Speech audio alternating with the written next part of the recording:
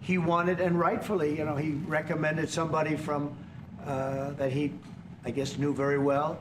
I'm sure he respected him, but to run NASA, and I didn't think it was appropriate. And he happened to be a Democrat, like totally Democrat. And I say, look, we won. We get certain privileges, and one of the privileges, we don't have to appoint a Democrat. NASA is very important. We have great people. General Kane is going to be picking somebody with our, we'll be checking him out and seeing, but he wanted that person, a certain person, and we said no. And I can understand why he's upset. Remember, he was here for a long time. You saw a man who was very happy when he stood behind the Oval desk. We've done a great job. Elon knew that. Elon endorsed me very strongly. He actually went up in campaign for me. I think I would have won. Susie would say I would have won Pennsylvania easily anyway, even if the governor ran, the real governor, not the governor from Minnesota, he's a sick puppy, that guy. That poor guy, I feel sorry for him. But they made a bad choice with him. But if you pick Shapiro or anybody else, I spoke to him recently about his house being set on fire, which was terrible. But if they picked him, I would have won Pennsylvania. I won it by a lot. But I'm very disappointed because Elon knew the inner workings of this bill better than almost anybody sitting here, better than you people. He knew everything about it. He had no problem with it. All of a sudden, he had a problem. And he only developed the problem when he found out that we're going to have to cut the EV mandate, because that's billions and billions of dollars. And it really is unfair. We want to have cars of all types. Electric, we want to have electric, but we want to have a gasoline, combustion. We want to have different. We want to have hybrids. We want to have we want to be able to sell everything.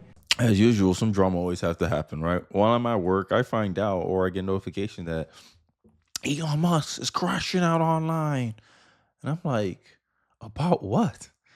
And he's feuding with Trump. So I have an update. At the time of me making this video, 6:43 a.m. in the morning, there's news reports that it seemed, not news reports, there's people built Ackerman, sorry, might have facilitated the MAGA peace deal. Who knows? I'm making light of the situation. But as you saw from the intro, Trump makes some statements that what he believes is fueling Elon Musk's initial crash out. We still don't know if they're really crashing out or not. Some people think they faked the whole thing, and I'll give you some clips to why I think that. But in the beginning, I think honestly, Elon thought he had more influence than he thought he did. Right? Maybe he subconsciously bought into the narrative that he was the shadow president, and he was trying to influence the administration. And if you know politics is a game of factions. You can't really stand on your own in politics. And Elon Musk was on his own because there's a faction within the MAGA movement, the Steve Bannons, who don't trust the tech bros. I'm being honest. And I did some research on the Peloton thing. Someone mentioned, Kenny, look at the Peloton thing. It should be concerning for us that they want, I forgot what it was. But essentially, they're going to have a database on people's activities because apparently the Peloton guy tried this already in Europe and it was effective. And he wants to bring that here in the USA. I don't like where this stuff is going. I'm just saying. But some of the criticisms that Elon Musk levied at Donald Trump, I kind of wanted to bring some representation here.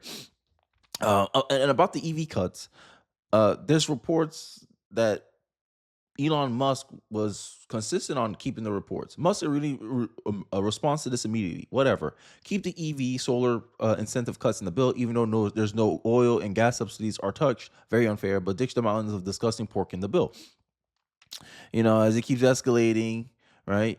This is another one. And I think the friction started building because Trump was starting to not, go along with Elon Musk's kind of suggestions. And I think this is the battle of influence that was operating in the back, where maybe given that Elon Musk lost his alliance with the left, his standings forever tarnished, he's enemy number 2 after Donald Trump with the Democratic Party. Everyone's making this claim, and I kind of agree with this framing, that Elon Musk took so much sacrifice and he felt like he needed to get something out of it. Whether that is, hey, influence, he wanted to be influential in Donald Trump's presidency. And then I want to go to the nuke where he dropped the nuke online, where he claimed that Donald Trump's on the Epstein files. And I'm like, yeah, Epstein had contact with Donald Trump. Does that prove anything? Bill Gates had contact with Jeffrey Epstein. No one said anything about him. Like, and this is the funny part. Like, okay, that's like Diddy saying Obama. Like, come on. Okay, you had contact with Obama. What up? But you got evidence? You got more receipts than what we already know. We already know this. Like, if you're paying attention, you already know Donald Trump partied with Jeffrey Epstein 1992. Also, you would also know that West Palm Beach, Donald Trump cooperated with the police to get charges pressed on Jeffrey Epstein. You would know that too.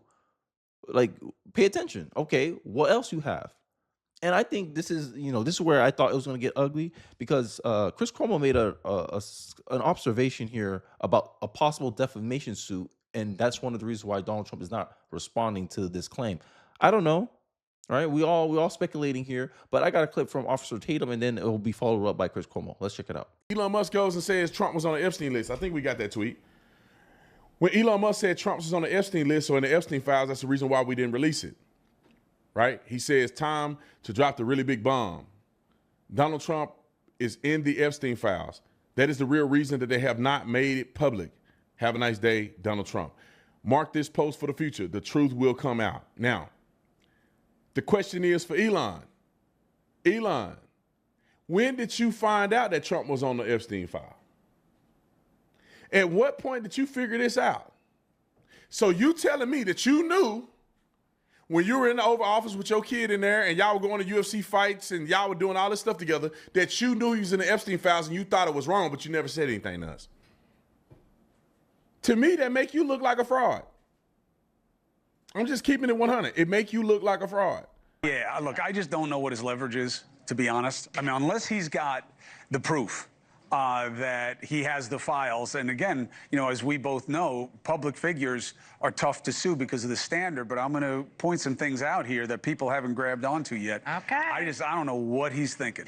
I know my Democratic viewers or whoever watches me, or they must be happy right now. Okay, they got to cover it. Look how bad the Republican Party look right now. Yeah, but drama's always been part of this movement. I just being honest with you. From the Candace stuff, from the Steven Crowder stuff, drama seems to always follow the conservative movement wherever it goes. I don't know why.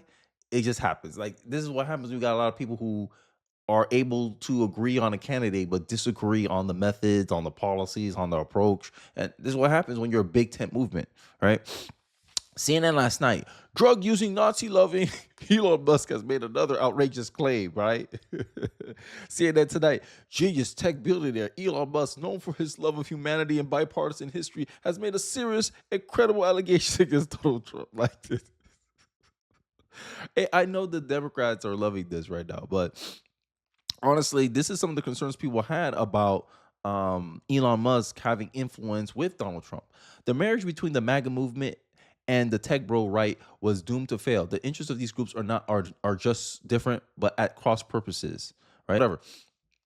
What I was trying to say was tech bros MAGA love affair was doomed on ideological grounds too. MAGA loved terrorists while Elon Musk tweeted against them. And we got a lot of revenue from that. The deficit is cut. The deficit is closer since Trump initiated the tariffs. Because at the end of the day, we can't have free market capital, we can't have free markets globally if there's tariffs being imposed on other countries. At the end of the day, either it has to be reciprocal or there'll have to be none. That's the only way you can have free trade, in my estimation. Free trade, fair trade is better than free trade, but I digress. MAGA wants more or much less immigration, while Elon wants more. MAGA views China as our greatest adversary, while Musk built a showroom for Tesla in Xinjiang, where the CCP is committing genocide. A series of conflicts of interest cut to the core of the delicate tech bro MAGA alliance, right? What emerged more from the Trump-Musk breakup is a president keenly aware of the conflict of interest and committed to preventing them in the case of his biggest financial backer, which seems to be an attempt to leverage their friendship for economic gain. This is the accusation. Elon Musk bromance crashes and burns. This is the accusations. Accusations. Now you got that whole synopsis that I just finished going through. And this is where I think what happened, right? Because end of the day, Elon must have some good points about the deficit, about needing to cut the deficit. I understand all that, right? But what's fueling that? That's where I'm really trying to hint at. Is it the fact that, like I stated before I got into the Epstein's claims, is it the fact that Trump just said no to him one too many times? And Elon Musk felt like he invested a lot of time, money, right? Energy in helping Donald Trump. And he feels like Donald Trump was ungrateful and didn't really help him get anything out of this. Right? That's the claim that, Donald Trump and his administration are making on him, is that, hey, I said no to him one too many times and he got frustrated with me and then he's gone because end of the day, it's pragmatism versus idealism. And I'm going to make another video talking about like more in depth about the bill and stuff. And some people are making the Trump administration is making claims about how the CBO is methodologies are flawed because they're not counting in investments, they're not counting in the tariff revenue, they're not counting in the revenue generated by tax cuts because they assume that cutting taxes actually lower government revenue. When if you look at historical patterns, every time taxes were cut, the government made more revenue the following year. Prime example, Donald Trump's administration compared to Obama's administration. Like, it makes no, like, these people, this is why I said the CBO is biased. Even if MAGA disagree with Elon, MAGA will never light his Teslas on fire. This is the difference between the left and the right. And this is some of the things, leftists are trying to say, the whataboutism. These people, liberals, they love, what's the name? Confession by admission type of thing. The accusation is their confession, right? So now let's go to the peacetime phrase. This is the peace, because everything in between, it doesn't matter. We know the feud. We know claims by both sides, what was going on. Elon Musk demands that Trump should be whatever, like primaried, impeached, and JD Vance replaced, and Donald Trump's only going to be here for 4 years. I'm going to be around for 40 years. Yeah, all these little in between stuff, and it does come across more emotional when he makes statements like that. It moves away from the principled position he started out with, like, oh, I'm against this big pork filled bill, and then it became more personal as things escalated through the timeline. And this all happened in a matter of a day, guys. How fast the internet moves. This is the way. Benny Johnson, avid Trump lover. Look, I have no kind of emotional ties. Like, I don't care about the personalities. Honestly, this is just me. I only care, okay, policy and agenda. Okay, who's closer to mine? I like both. One makes a practical, hey, look, this is the best the bill is gonna get. We're gonna have to optimize it, but this is the bill that's gonna get passed. Most has the highest percentage to get passed. Claim. Opposition. We should cut further. And here's all the concerns. We never had a good track record of reeling in our spending. We never fall back to 2019 spending, even though that was during a special circumstances, because conservatives from liberal states like New York are addicted to pork bills and subsidies because of their high tax states, right? These are the conflicts, right, that Elon and a lot of people who are opposed, who wants more federal cuts, bring up. And I go, yeah, valid. But what's the alternative? Can you give an alternative bill that's gonna be passable? So it's all or nothing. It's perfection or nothing. And this is what I'm talking about. Don't let the perfect get in the way of the good. Try to get some wins. Try to optimize whatever is passable, because you understand you have to compromise. You don't have much of a majority there. Now, let's say Republicans had maybe 65 people. Then I'll be like, oh, hey, guys, y'all gotta be pushing for both. You got more leverage. Then I would understand. I'll understand now having further tax cut. But this current situation they're in now, I think they have to be more practical until 2026. I support Donald Trump and Elon Musk, and they should make peace for the benefit of our great country. We're much stronger together than we are apart. You are not wrong. He's not wrong, but does that necessarily mean that Elon Musk is going to be back in Trump's good graces? No, I think they'll be more cordial than anything. But this is the difference between the left and the right. Because the left, if a prominent person did this to a Democratic president, he's gone. He's excommunicated from all the ecosystem. But Elon Musk is still, we'll still communicate with him. People will still like him. They won't like the drama that this caused. But end of the day, no tough feelings, right? This is the way. Did Bill Ackman just resolve the conflict? Who knows? Who knows? But I do want to play an interesting clip that I found on the interwebs, and it talks about how some people are speculating that this feud is fake. Let's take a look. And it was really crazy, so crazy, Sean, because I walked out, we agreed, like, we're good. And the last thing he said to me before I walked out of Trump Tower was, Megan, it's not such a good thing if they're not talking about us. And I was like, oh my God, was this whole thing for show? Like, was he acting the whole time to generate buzz? And it was really crazy. Now, I think this one is less credible. I don't think this is a fake feud because I don't think Trump started it. Oh, well, I don't know. I feel like I would have been more inclined to believe it if Trump was the one that started this.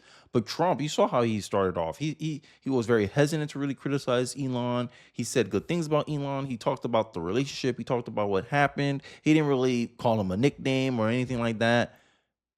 But, some people are running with this. This wouldn't be the first time Trump orchestrated a fake feud with a public figure to achieve a goal. Case in point. People are using this as an example with Megyn Kelly. Some people claim this was AI. No, this is real because I know that podcast. It was a real podcast. And then here's a meme and that's how you get liberals to stop burning Teslas. So that's the joke going on. I don't necessarily believe I don't necessarily believe this this circumstance by the I guess people who make these claims. Honestly, here's what I really think. I think it goes more in, hey, Donald Trump is the president of the United States. It's not Elon Musk, right? Elon Musk trying to take credit for Trump's victory. I think it's egotistical. That's an egotistical position because you can't quantify that. You can't quantify your influence. Oh, I helped him win Pennsylvania. Well, we had like boots on the ground. We had Turning Point. We had the MAGA movement. We had libertarians. Even though if you discount them, they were like 3%, a percent. Who cares? They were a coalition that decided to vote for Donald Trump. Donald Trump had support of union workers, right? So the idea that Elon Musk is trying to take credit for Trump's victory, end of the day, Trump got you to support him because he got shot and he's like, yo, we're going to fight for this country. And they just had two different visions of how to achieve that. Trump don't mind going a little bit more into the deficit, but for the long term, which is the 10-year, they're looking at it more from a decade point of view. And I hope it works out, honestly. I hope they find peace. I hope they stop all this drama because honestly, it's distracting from the problems that the Democratic Party have. I feel like Democrats are going to jump on this and we're going to hear about it for how long it took them to get over January 6th. Oh, they're still talking about January 6th. So it's going to be a while before we stop hearing about this drama. So we'll see how it turns out. Let's see if they make peace today. Who knows? Maybe I'll make another video after some time has passed. But that's just some of my thoughts, man. I don't think we need this drama. I think it's distracting from the actual productive debate, which is the policies and how practical we have to be with this bill. And I'd like to know your thoughts about the feud in the comment section below. Don't forget to like, comment, subscribe. Please share this video if you feel so inclined. And I'll catch you guys on the next one. Peace.